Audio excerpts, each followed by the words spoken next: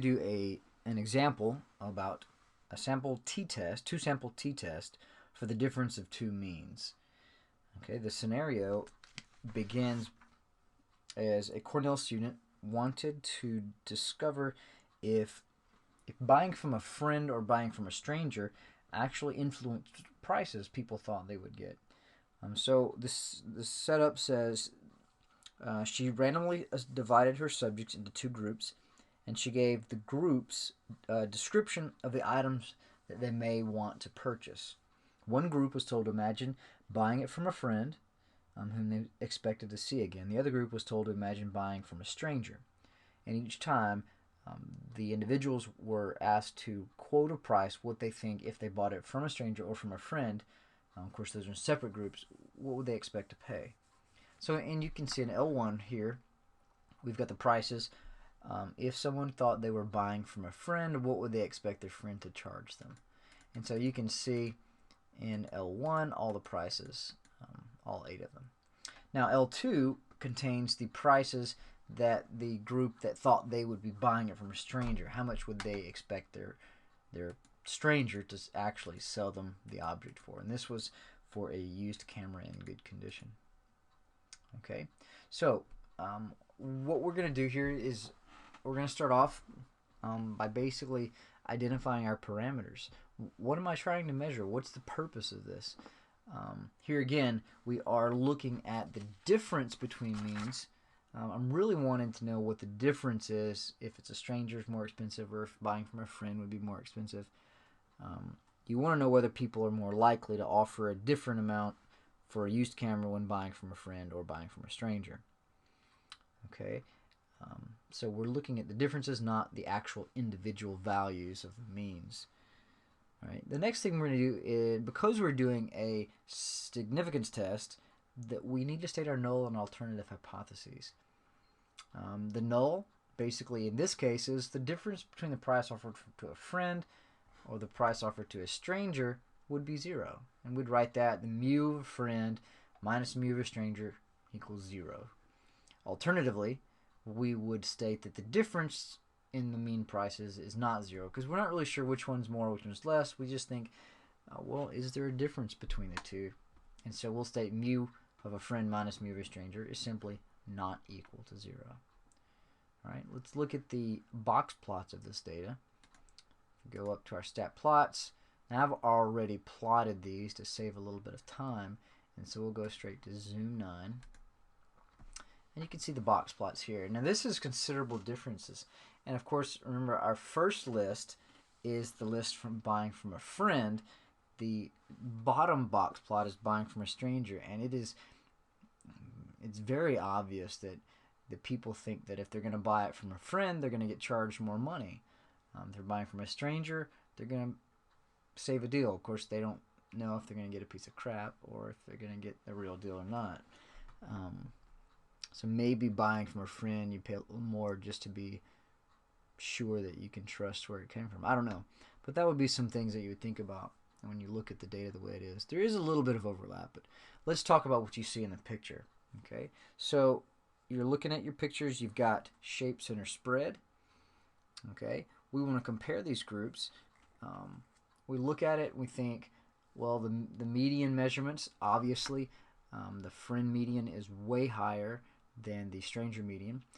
The spread median, the spread for the friend is very small. The spread for stranger, pretty large.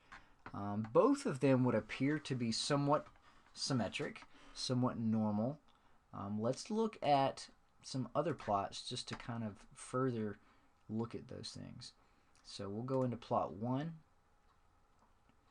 and let's look at a histogram just to see what that looks like. Okay, so we'll go here, and I'm going to go to plot 2 because I don't want to plot a histogram and a dot plot all at the same time. So I'll turn plot 2 off first. Okay, we're going to hit Zoom 9. You're looking at it, you're thinking, ooh, that looks kind of weird. You're buying from a friend. Is this normal? Remember, when you just have a real small sample size, it's real difficult to tell when you're looking at a histogram. Let's go back and look at the normal probability plot. Maybe that'll give us a little better picture. The normal probability plot is the last icon under type. Looks kind of like a dot plot, just a set of lines. I'm going to leave my data set just like it is. So zoom 9. And you line this way, and it's not exactly a straight line, but you can see that it fits onto that straight line pattern. So in this case, your normal conditions, they're unimodal, like there's no bimodal situation, and they're fairly symmetric. So we're going to go with it. It's not totally skewed in one direction or either way. Alright, so we'll go back and we'll do the same thing for the second plot. This time I'll just go in and I'll change the data list from L1 to L2. And I'm going to keep with the normal probability plot. That seems to be a better visual. And this one looks much more linear, although you can see some sort of a curve to this.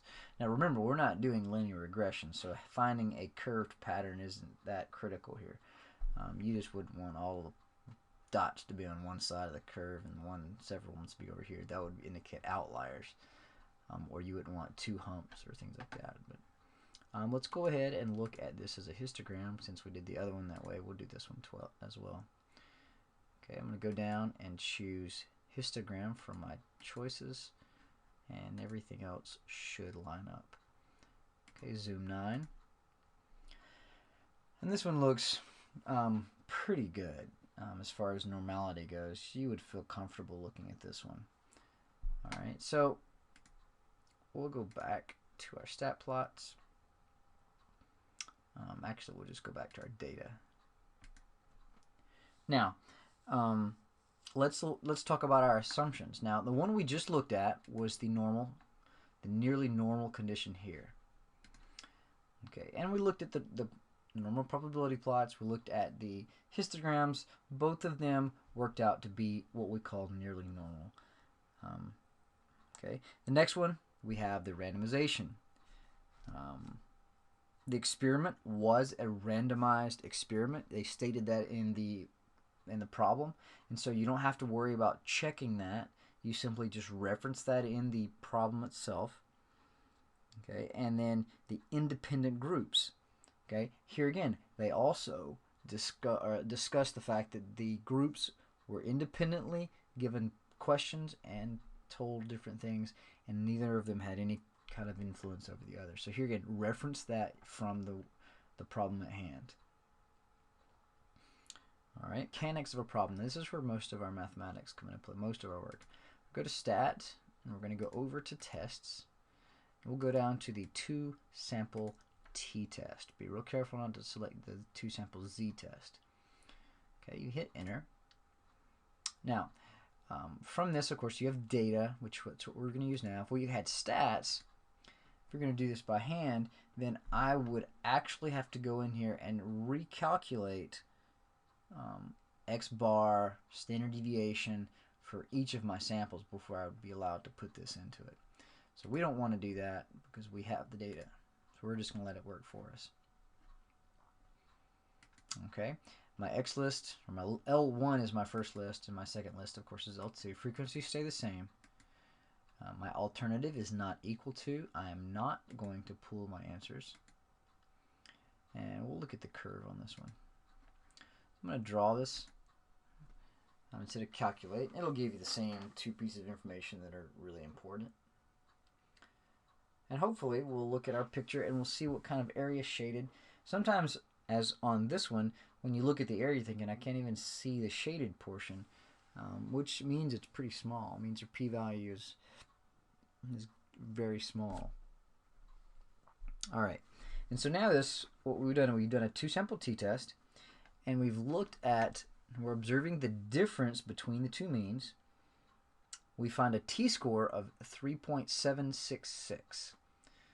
Okay, now our degrees of freedom we don't see, but if we were to use a degree of freedom, we would actually have to go in and do a t-interval to find that out. Okay, but in this case, our degrees of freedom are actually 7.62, so there's not a lot of degree of freedom in this case. but a p-value of 0.006. Okay, when we look at that, we want to make our conclusion, and so you look down here to finish out our problem, to do the conclusion, interpret the confidence interval, or in this case, we're going to be doing a significance test. To interpret that, you'd state if there were no difference in mean prices, a difference this large would occur only 6 times in every 1,000 samples. That's what that p-value means. Okay, so that's really a little too rare to believe to be true. Just we got lucky? No. So you would reject the null hypothesis and conclude that the people are likely to offer a friend a different amount than they would offer a stranger for a used camera, and possibly for other similar items that were on the list. And that would be perfectly acceptable for your answer here. Consider your p-value. You always want to report back your t-score and your p-value. Relate the answer, your conclusion, into context. Even though you may state your null and alternative and all that stuff, make sure that you put it in context. And so one more time, here's my solution. If there were no difference between the mean prices, a difference this large would only occur 6 times in 1,000. And that's a little too hard to believe for us. It's too rare. So you reject the null hypothesis and conclude that the people are likely to offer a friend a different amount of money than they would to offer a stranger for a used camera or any other items that were similar to that.